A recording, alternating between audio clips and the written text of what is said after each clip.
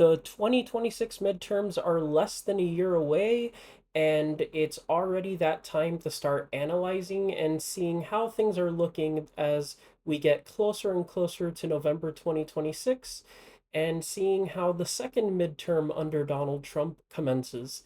Now, since Trump has been sworn in, his approval rating has been slightly better than his first term, but it is still relatively underwater by a margin that is not going to fill you up with a lot of confidence if you're a Republican.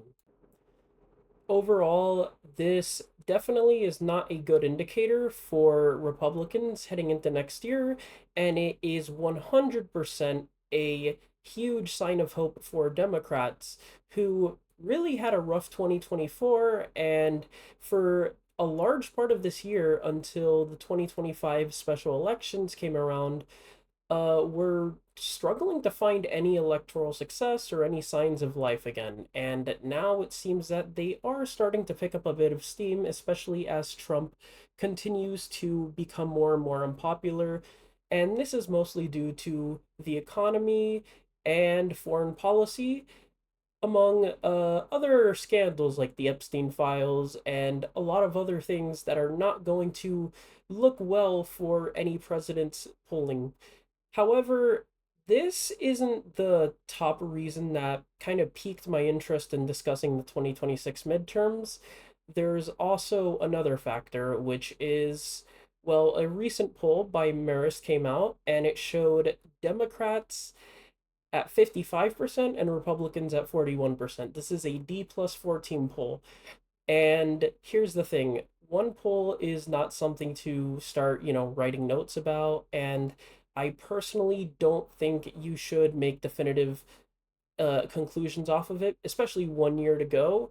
However, the reason why this poll is important is it is an outlier, that is true, but if you look at recent polls, it's an outlier that continues a trend which shows Democrats are gaining, and they're like 4 to 5 points ahead when a few months ago they would probably have been 2 to 3 points ahead, which is a clear indication that they are starting to gain steam, and what looks like a bluer than expected environment is on the cards. And of course, if you look at the 2026 generic ballot and the average, this story is kind of telling itself here as well. So it is very, very encouraging for Democrats after the past year to start seeing numbers like this. Now, of course, again, 2026, you could see a lot of changes, a lot of flip flops. Remember, 2022 was expected to be a red wave, and well, that didn't really happen. And we were seeing similar polls at this time as well. We were seeing R plus 10, we were seeing huge leads in outliers, of course, even though the average always kind of looked similar to what Democrats looked like a few months ago with the 2 to 3s.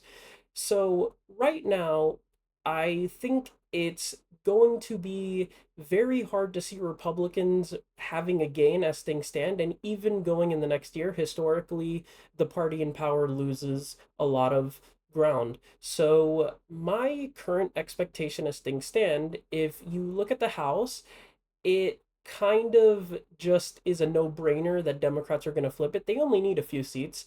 I would have before said they were looking at 10 to 20 seats back in the summer. However, now as the environment really shifts away from Republicans, I would say if you're a Democrat, you would be very safe betting at a net gain of 20 to 30 seats, which could put Democrats around roughly 235 to 245 when all is said and done. Now, as for the Senate, the thing about the Senate is that there are way too many favorable seats to Republicans, and Democrats will need four to basically flip the Senate.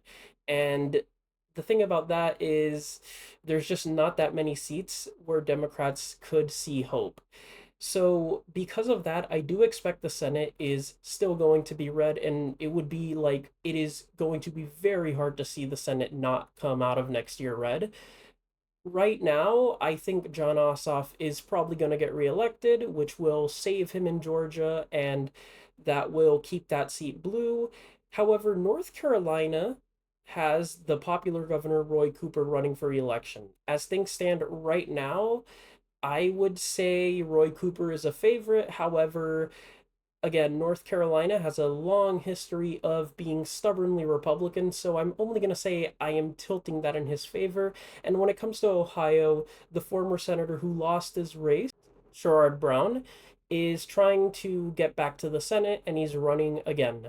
So, as it stands, I think he will be competitive. However, here's the thing: Ohio has just gotten more Republican, and I don't see that reversing to an amount where I feel he's going to take it. So I just think it's a tall order. That seat will probably stay Republican. So right now, even with those three seats I mentioned, one would just be a hold, but there's really just two seats that would give Democrats a boost, and that would still have Republicans holding the Senate 51-49. So, as it stands, I think it'll be a one seat loss in the Senate, North Carolina, if things continue the way they look now, which will give us a blue House and a red Senate still. So that's where things look right now. However, again, the future is always uncertain. Politics is not fluid. So we're going to have to keep coming back to here. But right now, the 2026 midterms, as it stands in November 2025, looks good for Democrats.